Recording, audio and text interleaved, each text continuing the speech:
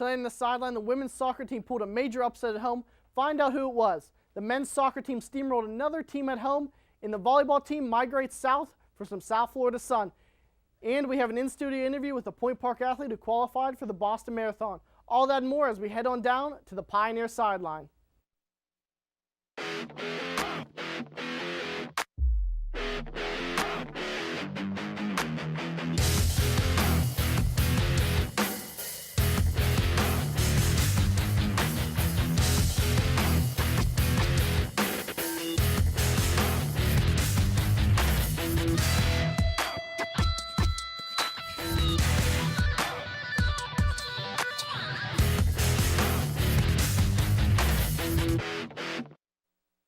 Welcome to the Pioneer Sideline. I'm your host, Kyle Anthony.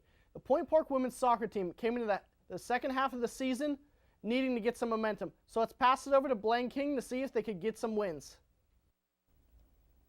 Well, Kyle, you better look out for the women's soccer team. They are currently on a 4-game winning streak. They were able to defeat Waynesburg on the road and KIAC rivals Cincinnati Christian and Asbury at home this past week. On September 30th against Waynesburg, it took 2 overtimes for someone to not only win the game, but score the only goal of the game. But late in the 100th minute of the second overtime, freshman midfielder and forward Audra Lewis was able to connect with sophomore midfielder and forward Aaron Gilmartin for the game-winning goal. Zachary Weiss, the women's beat writer for the Globe, was able to interview Gilmartin on her game-winning goal, and she said, quote, "Audra just deflected off a cross, and I followed it up," end quote. The final of that game was 1-0. In the game versus KIAC rival Cincinnati Christian on October 2nd, the Point Park women had their biggest offensive spurt of the season by winning 5-0. Megan Kuntz, Simon Keebler, and Ula Kochakudike all had 1 goal apiece, and Audra Lewis, she scored 2 goals in the game. Lewis now has a team-leading 7 goals on the year. Point Park also outshot Cincinnati Christian 31-1. Asbury was Point Park's next victims on October 4th. This was a big day for the Point Park women's soccer team as it was their last home game of the season and it was senior day as well. Asbury scored the first goal late in the 22nd minute of play. The goal ended Point Park's 3-game shutout streak, but the Pioneers did not let that get to them because they were able to tie the game up in the 64th minute of play off the foot of Louise Delaney.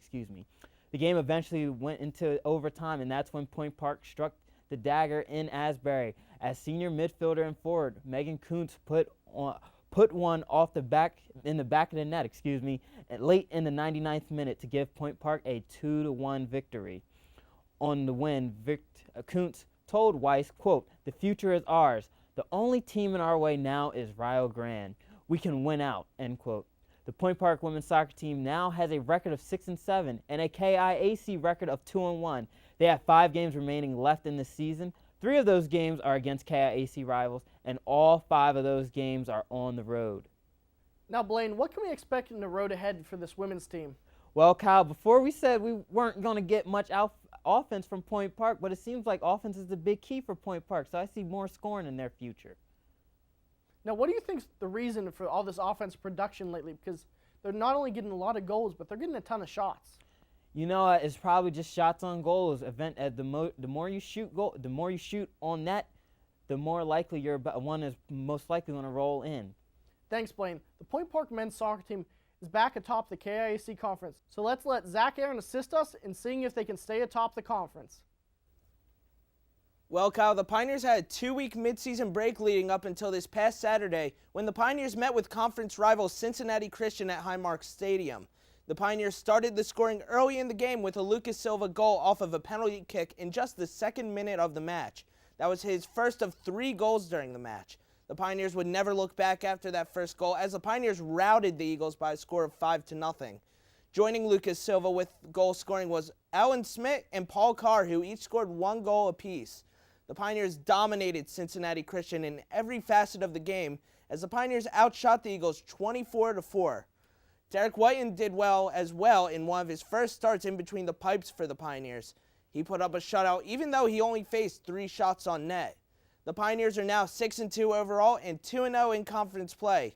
They've put themselves in a very good spot as the end of the season is starting to approach, and we are less than a month away from the conference tournament. The Pioneers currently hold first place in the KIAC. Looking ahead to the next week in men's soccer action, the Pioneers will be traveling to Ohio to face Shawnee State on Saturday, and their next home game will be a week from Wednesday as the Pioneers host Washington and Jefferson College. What can we expect in the road ahead for this men's soccer team?